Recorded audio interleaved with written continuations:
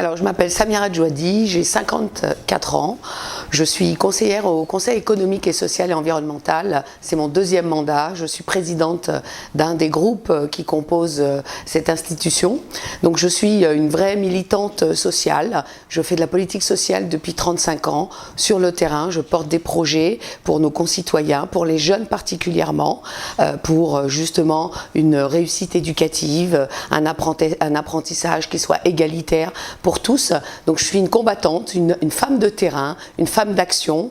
Je n'aime pas promettre des choses que je ne suis pas capable de réaliser. Donc quand je promets, c'est parce que je suis dans l'action et là pour réussir mes projets. Donc voilà, moi je me bats depuis 35 ans pour apporter des choses positives dans notre société et surtout répondre à des problématiques qui existent et d'y trouver une solution. Donc de la politique, on en fait tous.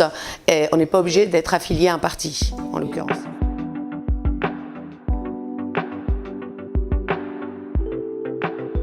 Exactement. Alors ça, je dirais, c'est les termes un peu faciles de dire elle est parachutée parce qu'elle habite à Paris.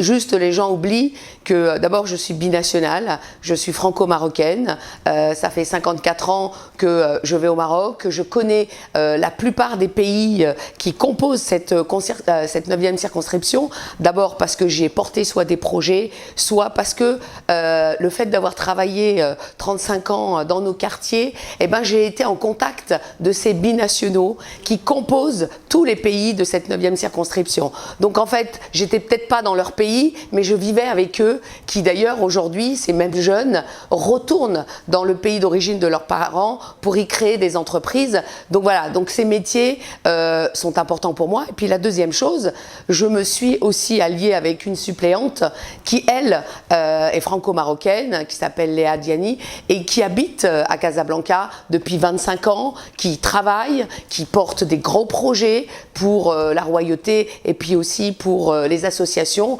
puisque elle est à la tête de plusieurs fondations. Donc voilà, donc le parachutage, c'est dans les mots, mais dans l'action, on est vraiment des femmes de terrain.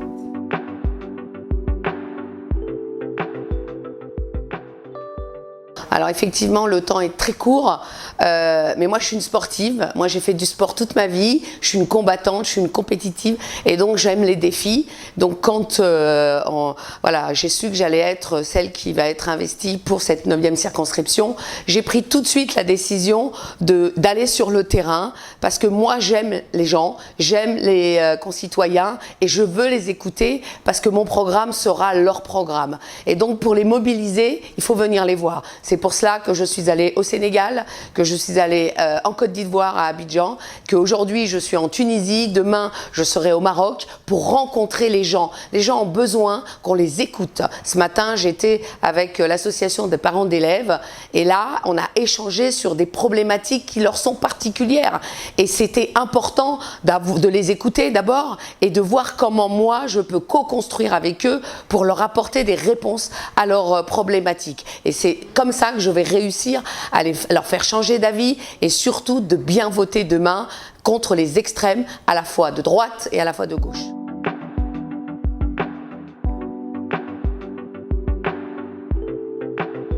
Alors elles sont simples, elles sont à peu près les mêmes. Après il y a des spécificités par pays, mais en général les grosses thématiques sur lesquelles on s'engagera demain si je suis députée, mon mandat de 5 ans sera, la priorité sera d'abord l'éducation, bien entendu, sur les frais scolaires. Alors ils ne seront pas gratuits, je le dis tout de suite, hein. Ceux qui parlent de gratuité, c'est de la démagogie totale. Donc on va essayer de stomper les frais et essayer de trouver voilà, je dirais, une manière de stabiliser ces frais de scolarité, d'augmenter les bourses qui vont permettre de payer justement cette scolarité. On nous a parlé beaucoup aussi de la santé, aussi avec la caisse maladie qui est propre aux expats et aux RIPAT, hein, aux Français qui sont à l'étranger.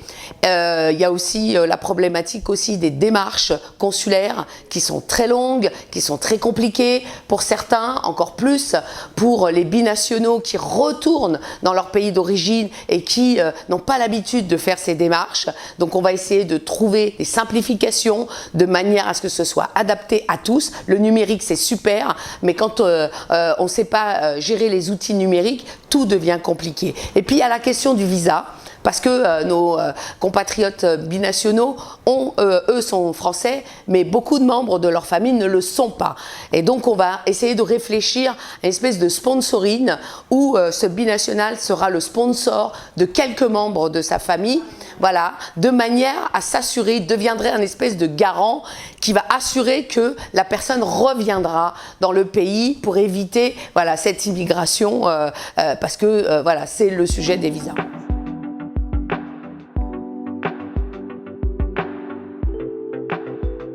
Moi, comment je réponds, c'est que d'abord, il a été dit beaucoup de choses mensongères, hein, parce que forcément, c'est régner dans la peur. Forcément, quand vous parlez à nos concitoyens d'insécurité, d'immigration, ça y est, vous les avez gagnés. Hein. Qui n'a pas peur d'être envahi, de savoir que je vais me faire agresser, etc. Sauf que ça, ce sont des mensonges. Hein. Il y a des choses qui sont mises en place. Il y a des, voilà. Donc, c'est important que ces électeurs arrêtent de croire tout et n'importe quoi, parce que le RN et le Front de gauche ne changera rien du tout, n'apportera aucune solution qui existe aujourd'hui. Donc on va travailler autour de ça pour que tout le monde se sente en sécurité dans notre pays, mais aussi dans les pays où nos Français de l'étranger sont installés. Donc il faut arrêter de gouverner sous la peur, en fait.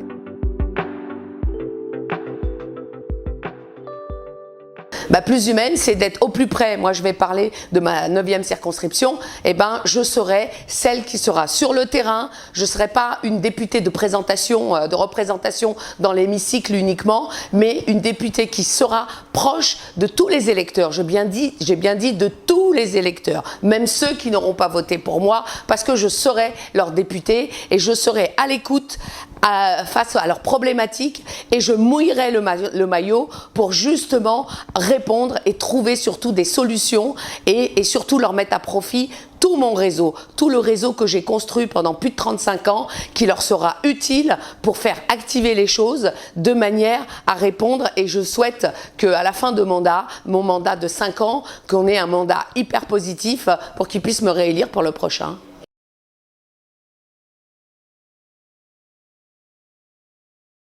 C'est encore une fois, ce sont des choses qu'on avance et qui seront incapables de faire et qui est vraiment inacceptable. C'est comme en ce moment où on parle des binationaux où ils vont interdire la binationalité et voire réduire des postes importants pour ces binationaux. Mais pourquoi ils disent ça? Encore une fois, c'est pour rassurer les gens en se disant regardez, on va faire du nettoyage. Mais de quel nettoyage on parle? On parle de Français, on parle de gens qui sont nés en France.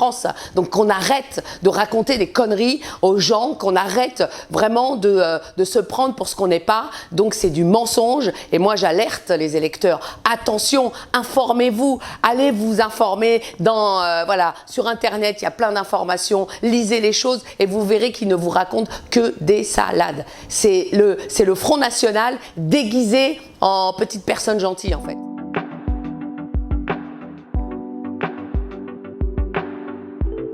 Ah mais si je suis là devant vous, c'est parce que je veux la renverser et si j'ai décidé, eh ben là, ça fait plus de 10 jours que je discute avec tous les électeurs de tous les pays de ma circonscription pour les convaincre et je suis persuadée qu'on va réussir parce que les gens n'ont pas envie, ils n'ont pas envie de cette montée d'extrême droite et de cette montée d'extrême gauche dans notre pays. Il ne faut pas oublier que la France est une belle vitrine à l'international, on est représenté dans tous les continents du monde. Et ce serait une catastrophe, ce serait une image mais hyper négative qu'on enverrait si demain ces extrêmes gouvernent chez nous. Donc voilà, donc là on est tous responsables, on a tous un pouvoir et ça a été mon message à chaque fois que j'ai rencontré les personnes. Vous avez un pouvoir, c'est le vote. Donc si vous allez voter, c'est vous qui allez changer la tendance. D'ailleurs, si le président de la République a décidé de dissoudre l'Assemblée nationale, c'était pour nous donner la parole, c'était pas pour que les partis politiques prennent le lead.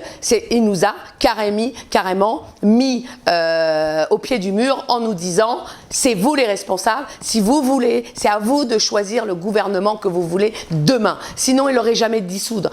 Dans 2 ans, à 2027, 3 ans, il finit son mandat, il ne peut pas se représenter, il aurait terminé, ce sera fini.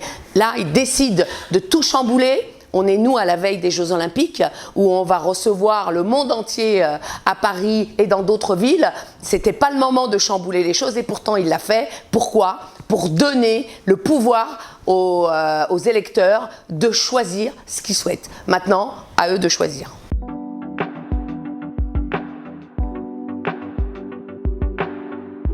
Ah bah, si les électeurs décident de choisir l'extrême droite ou l'extrême, d'abord ce sera une catastrophe et franchement j'en serais très attristée parce que jamais, mais jamais au plus haut de mes plus grands rêves, imaginer que la France finirait comme ça si jamais ils arrivent au pouvoir. Eh ben il va falloir qu'on fasse front, il va falloir qu'on se mobilise. J'espère que la population française montera au créneau et elle revendiquera ce scandale parce que voilà, nous ne sommes pas un pays de racistes. La France n'est pas raciste. La France est un des pays qui a su accueillir le monde entier. La France est un pays de diversité. La France est un des seuls pays qui a su accepter toutes les personnes diverses sur son territoire. On doit le rester. On doit pas, justement, on doit pas nier ce que la France a apporté à tous ces pays. Et aujourd'hui, on le voit bien et ça a porté ses fruits. Donc, on doit rester la France qui est un exemple pour tous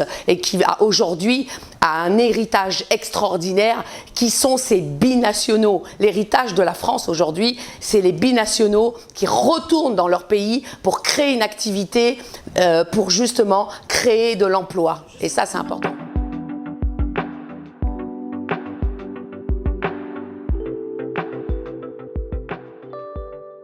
Mais mytho, ça s'appelle mytho ça en France. Vous voyez, ça c'est de la mythomanie. Alors bien entendu, comme ils viennent se rendre compte qu'ils ont fait une grosse boulette en disant ça, ce matin encore, j'entendais un de leurs représentants qui disait « Mais non, je ne comprends pas d'ailleurs pourquoi ça a fait un grand scandale. On parlait d'une petite niche, c'est peut-être 10 personnes dans des métiers de la sécurité. Mais alors pourquoi vous en parlez ?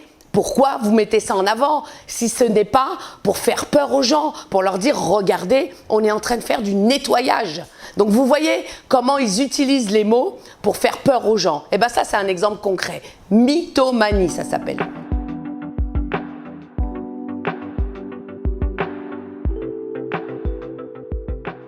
Alors moi j'espère, et ce que je vous disais tout à l'heure, ce coup de poker qui est quand même culotté quand même, hein, c'est un gros risque hein, qu'il prend.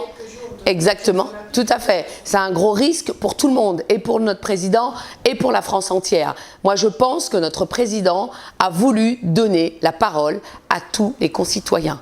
C'est à nous de décider, c'est à nous de savoir ce que nous voulons de notre France de demain. Donc, nous serons responsables de ce qui se passera demain, c'est-à-dire le 30 juin d'abord et le 7 juillet. Donc, moi, j'appelle à tout le monde à la mobilisation, j'appelle à prendre conscience de chacun de nous, du vote que nous allons exprimer ce jour-là. Donc voilà, donc le coup de poker, c'est plutôt un électrochoc en nous disant « Ok, eh ben, soyez responsables, maintenant vous déciderez de ce que vous voulez que la France deviendra demain ».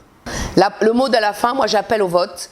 J'appelle à tous les électeurs de la 9e circonscription de voter pour moi, car je serai votre députée humaine. Je suis une députée humaine, car je suis proche de mes concitoyens. Je serai à votre écoute. Je ne serai pas hors sol, comme certains. Je serai à votre écoute. Je construirai avec vous les projets pour agir, et surtout, je mettrai à profit tout mon réseau qui vous apportera de la réalisation dans les projets.